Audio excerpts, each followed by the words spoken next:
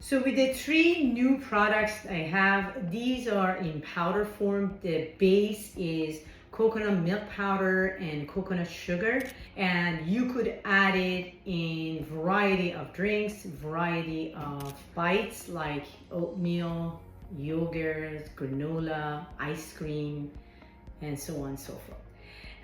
I want to tell you that what is very important when you go to the market to buy your spices. For example, this one has cinnamon, ginger, turmeric.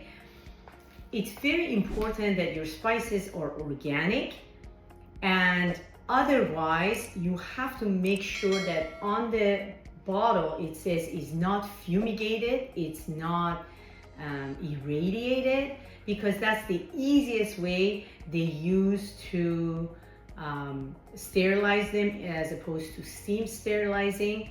It's better to buy them in small batches, because when you buy these in large batches, as soon as, for example, if you're using turmeric, the active ingredient is curcumin. As soon as they grind the turmeric, the active ingredient, the curcumin's bioavailability reduces.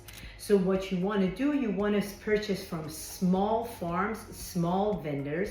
So when the turnaround rate is high, and your spice will not be sitting on the grocery store shelf for like months. So you actually can take advantage of the medicinal properties of each of your spices.